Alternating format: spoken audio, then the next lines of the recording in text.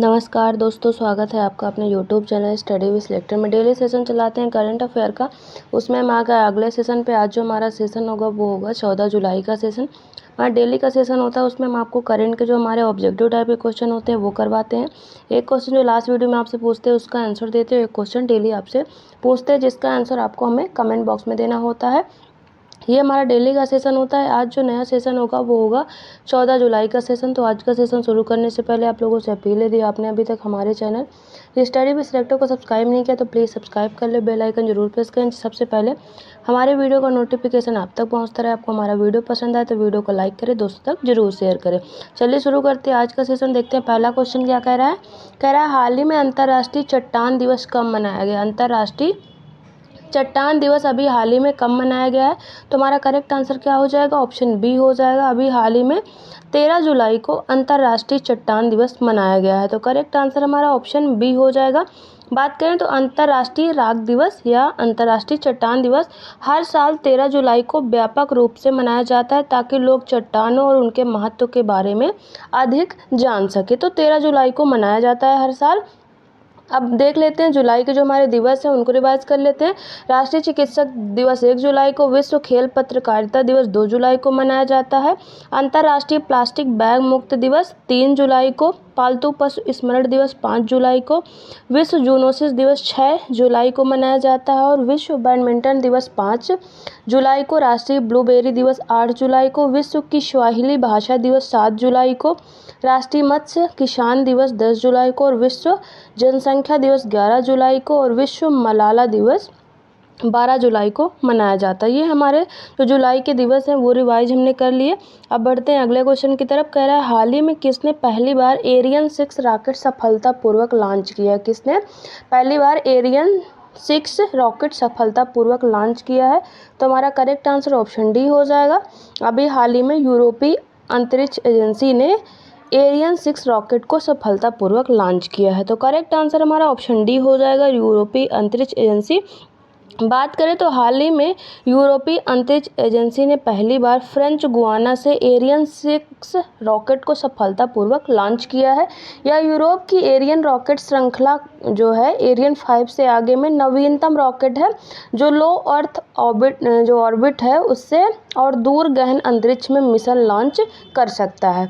Ariane 5 rocket का उपयोग इससे पहले जो है इसरो के संचार उपग्रह जैसे GSAT-11, GSAT-30, GSAT-31, ESA के जो यूरोपीय अंतरिक्ष एजेंसी है के जूस मिशन और नासा के जेम्स वेब स्पेस टेलीस्कोप को लॉन्च करने के लिए किया जा चुका है। किसका, एरियन 5 रॉकेट का। और अभी हाल ही में एरियन 6 जो रॉकेट है वो लॉन्च किया गया है।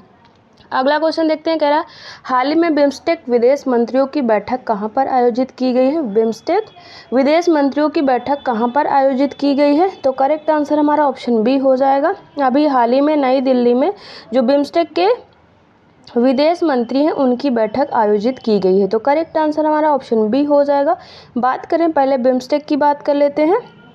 तो बिम्स्टेक 7 सदस्य देशों का एक क्षेत्रीय संगठन है जिसमें दक्षिण एशिया के 5 देश जिसमें बांग्लादेश, भूटान, भारत, नेपाल, श्रीलंका और दक्षिण पूर्व एशिया के 2 देश म्यांमार और थाईलैंड शामिल है। टोटल 7 देश हैं इसमें। यह उप क्षेत्रीय संगठन 6 जून 1997 को बैंकॉक घोषणा के माध्यम से अस्तित्व में आया था। कब, 6 जून 1997 को। बिम्स्टेक का सचिवालय बांग्लादेश की राजधानी ढाका में स्थित है। अब बात करें तो बंगाल की खाड़ी बहुल क्षेत्रीय तकनीकी और आर्थिक सहयोग पहल जो बिम्स्टेक है उसके विदेश मंत्रियों द्वारा का दूसरा सम्मेलन नई दिल्ली में शुरू होगा। विदेश मंत्री एस जयशंकर इस कार्यक्रम में बिम्स्टेक के विदेश मंत्रियों की मेजबानी करेंगे। पहला बिम्स्टेक विदेश मंत्री सम्मेलन पिछले वर्ष जुलाई महीने में थाईलैंड की राजधानी जो बैंकॉक है वहाँ पर पहला जो बिम्स्टेक विदेश मंत्री सम्मेलन है उसका आयोजन किया गया था। ये दूसरा है सम्मेलन जो नई दिल्ली में इसका आयोजन किया जा रहा है। अगला क्वेश्चन देखते हैं। कह रहा है हाल ही में बागवानी क्षेत्र श्रेणी में सर्वश्रेष्ठ राज्य का कृषि नेतृत्व पुरस्कार 2024 किसे दिया गया है। बागवानी श्रेणी में सर्वश्रेष्ठ राज्य का कृषि नेतृत्व पुरस्कार 2024 किसे प्रदान किया गया है। करेक्ट आंसर हमारा ऑप्शन ए हो जाएगा, नागालैंड को जो राज्य का बागवानी श्रेणी में सर्वश्रेष्ठ राज्य का कृषि नेतृत्व पुरस्कार प्रदान किया गया है। तो करेक्ट आंसर हमारा ऑप्शन ए हो जाएगा नागालैंड। नागालैंड की बात कर ले तो राजधानी है कोहिमा और स्थापना दिवस है 1 दिसंबर 1963। यहाँ के जो गवर्नर है ला गणेशन और यहाँ के सीएम है नेफ्यू रियो, यहाँ के सीएम का नाम है। बात करें तो नागालैंड को बागवानी में प्रतिष्ठित कृषि नेतृत्व पुरस्कार 2024 के लिए सर्वश्रेष्ठ राज्य के रूप में चुना गया है।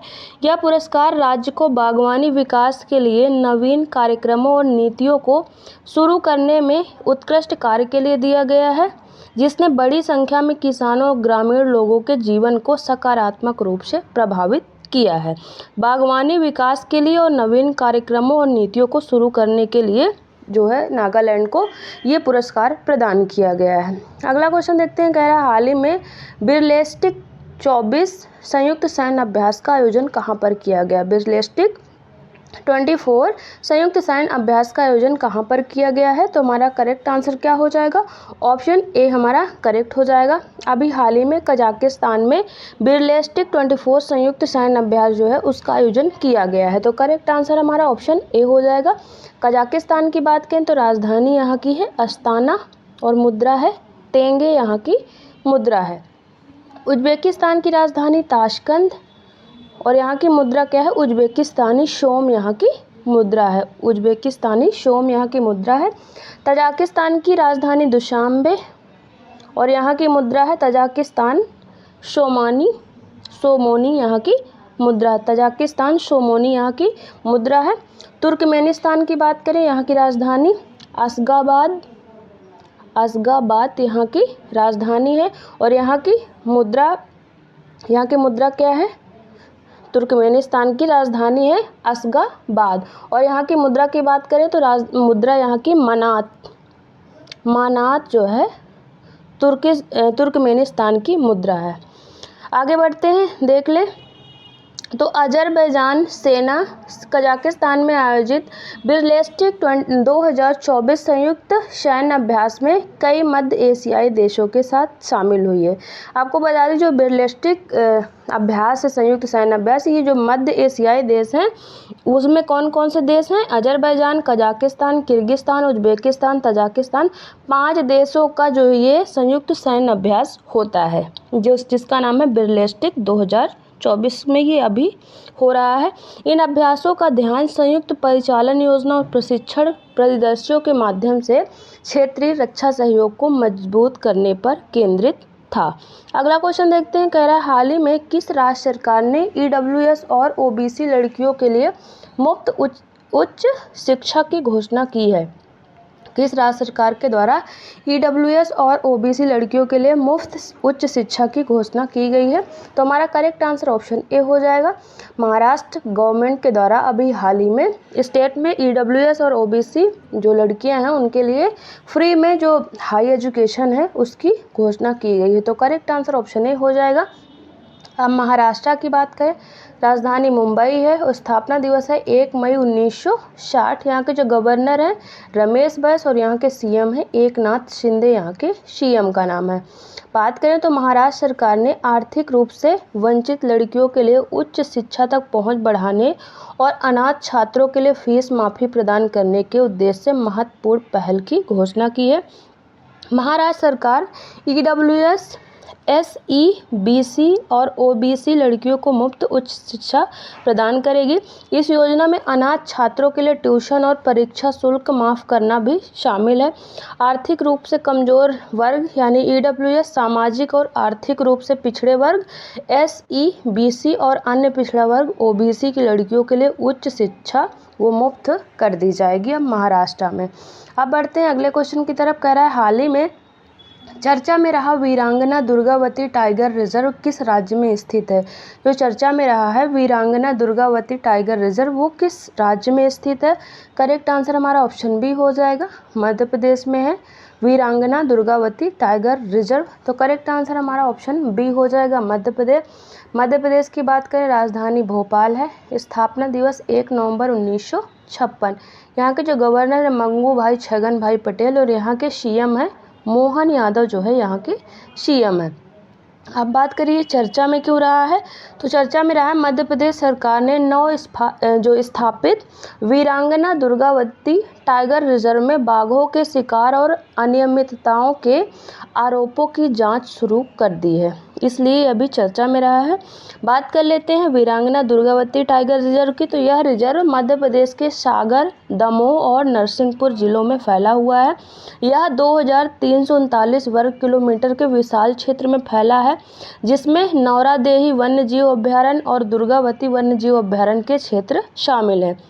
यह मध्य प्रदेश का 7वां टाइगर रिजर्व है। इसका नाम गोंडी लोगों की रानी दुर्गावती के नाम पर रखा गया है। अब बढ़ते हैं अगले क्वेश्चन की तरफ। कह रहा है हाल ही में किसके द्वारा महिला उद्यमियों को सशक्त बनाने के लिए शहर क्रेडिट शिक्षा कार्यक्रम की शुरुआत की गई। किसके द्वारा महिला उद्यमियों को सशक्त बनाने के लिए शहर क्रेडिट शिक्षा कार्यक्रम शुरू किया गया है। हमारा करेक्ट आंसर ऑप्शन सी हो जाएगा। महिला उद्यमिता मंच और ट्रांस यूनियन सिविल के द्वारा अभी हाल ही में महिला उद्यमियों को सशक्त बनाने के लिए शहर क्रेडिट कार्ड जो शिक्षा कार्यक्रम है उसकी शुरुआत की गई है। तो करेक्ट आंसर हमारा ऑप्शन सी हो जाएगा। बात करें तो महिला उद्यमिता मंच और ट्रांस यूनियन सिविल द्वारा शुरू किया गया क्रेडिट शिक्षा कार्यक्रम शहर भारत में महिला उद्यमियों को वित्तीय साक्षरता, सामग्री और व्यावसायिक कौशल के साथ सशक्त बनाएगा। जो महिला उद्यमिता कार्यक्रम नीति आयोग द्वारा विकसित एक सार्वजनिक निजी भागीदारी मंच है और इसका उद्देश्य भारत में महिला उद्यमियों के लिए एक सक्षम पारिस्थितिकी तंत्र बनाना है।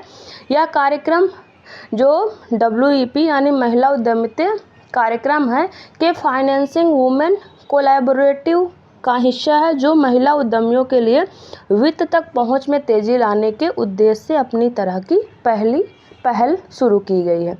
बढ़ते हैं अगले क्वेश्चन की तरफ। कह रहा है हाल ही में किस बैंक ने इंटरनेट और मोबाइल बैंकिंग सुरक्षा बढ़ाने के लिए सेफ्टी रिंग नामक सिक्योरिटी फीचर लॉन्च किया है। किस बैंक के द्वारा इंटरनेट और मोबाइल बैंकिंग सुरक्षा बढ़ाने के लिए सेफ्टी रिंग नामक सिक्योरिटी फीचर लॉन्च किया गया है। हमारा करेक्ट आंसर क्या हो जाएगा? Option A, Punjab national bank के द्वारा अभी हाल ही में इंटरनेशनल और मोबाइल बैंकिंग सुरक्षा बढ़ाने के लिए सेफ्टी रिंग नामक सिक्योरिटी फीचर लॉन्च किया गया है। तो करेक्ट आंसर ऑप्शन ए हो जाएगा। बात करें तो सार्वजनिक क्षेत्र के पंजाब नेशनल बैंक ने साइबर धोखाधड़ी की बढ़ती संख्या में के जवाब में अपने इंटरनेट बैंकिंग सिस्टम और मोबाइल बैंकिंग सिस्टम में एक नया सुरक्षा फीचर जिसका नाम है सेफ्टी रिंग पेश किया है।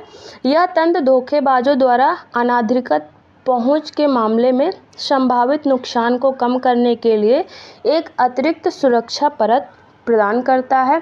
सेफ्टी रिंग एक वैकल्पिक सुविधा है जो ग्राहकों को ऑनलाइन क्लोजर पर टर्म डिपॉजिट के संबंध में दैनिक लेन देन सीमा निर्धारित करने या TD पर जो टर्म डिपॉजिट है उस पर निर्धारित सीमा राशि तक ओवरड्राफ्ट सुविधा का लाभ उठाने की अनुमति देती है। एक बार सेट हो जाने पर सुरक्षा सुविधा जो सेफ्टी रिंग है यह सुनिश्चित करती है कि किसी भी डिजिटल चैनल के माध्यम से TD जो टर्म डिपॉजिट है उसको बंद नहीं किया जा सकता, वापस नहीं लिया जा सकता या ग्राहक द्वारा निर्धारित सीमा से परे ऋण जो ओवरड्राफ्ट है के लिए उपयोग नहीं किया जा सकता। इस बार इसको अगर एक बार आप सेट कर देते हैं। अब बढ़ते हैं हमारे अगले क्वेश्चन की तरफ। कह रहा है हाल ही में केंद्र सरकार ने किस दिन को संविधान हत्या दिवस घोषित किया है? केंद्र सरकार के द्वारा किस दिन को संविधान हत्या दिवस घोषित किया गया है? करेक्ट आंसर हमारा ऑप्शन ए हो जाएगा। अभी हाल ही में सेंट्रल गवर्नमेंट ने 25 जून को संविधान हत्या दिवस घोषित किया है। करेक्ट आंसर हमारा ऑप्शन ए हो जाएगा। बात करें तो केंद्र सरकार ने हर साल 25 जून को संविधान हत्या दिवस के रूप में मनाने का फैसला लिया है। 25 जून को संविधान हत्या दिवस के रूप में मनाने को लेकर भारत सरकार की ओर से एक अधिसूचना भी जारी की गई है। अधिसूचना में कहा गया है कि 25 जून 1975 को आपातकाल की घोषणा की गई थी।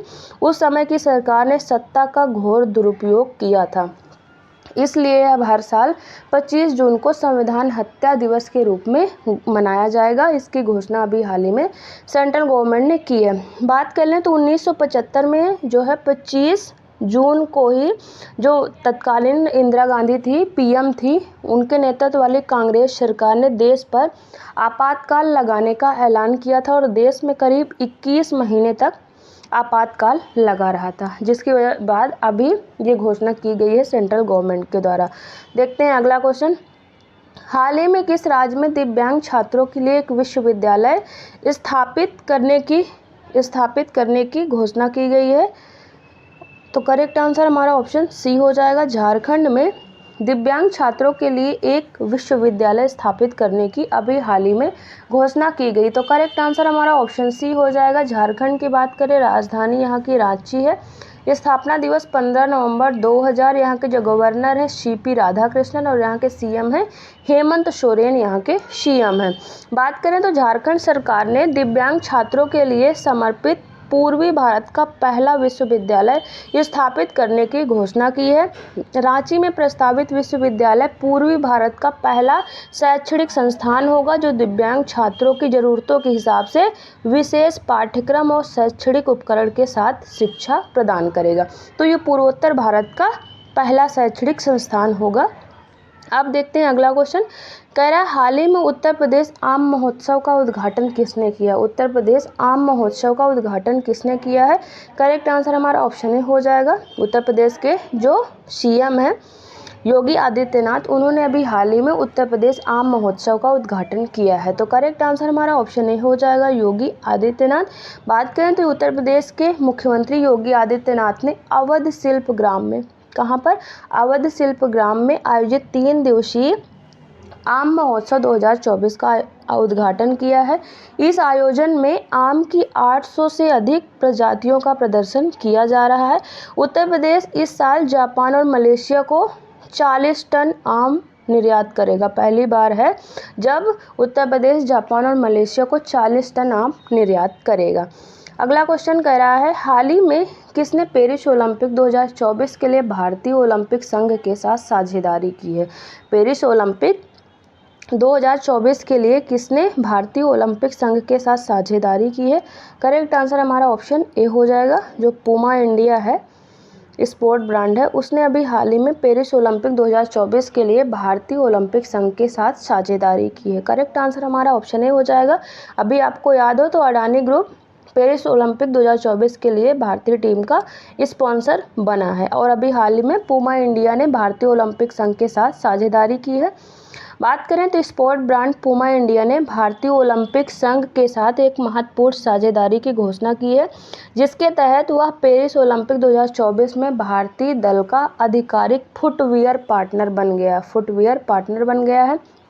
विभिन्न खेल विधाओं के 100 से अधिक भारतीय एथलीटों में से 45 पूमा दल में शामिल हैं। इससे यह 2024 ओलंपिक के लिए भारत में किसी ब्रांड का प्रतिनिधित्व करने वाली सबसे बड़ी टीम बन गई है। साझेदारी की घोषणा के साथ ही पूमा ने खेल को वैसे ही देखें जैसे हम करते हैं शीर्षक से एक बड़े पैमाने पर आउटडोर अभियान भी शुरू किया है। इस अभियान का उद्देश्य साझेदारी का लाभ उठाना और भारतीय ओलंपिक टीम के प्रति उत्साह पैदा करना है।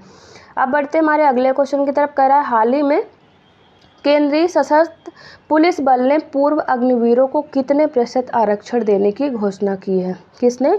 जो CISF है उसने पूर्व अग्निवीरों को कितने प्रतिशत आरक्षण देने की घोषणा की है?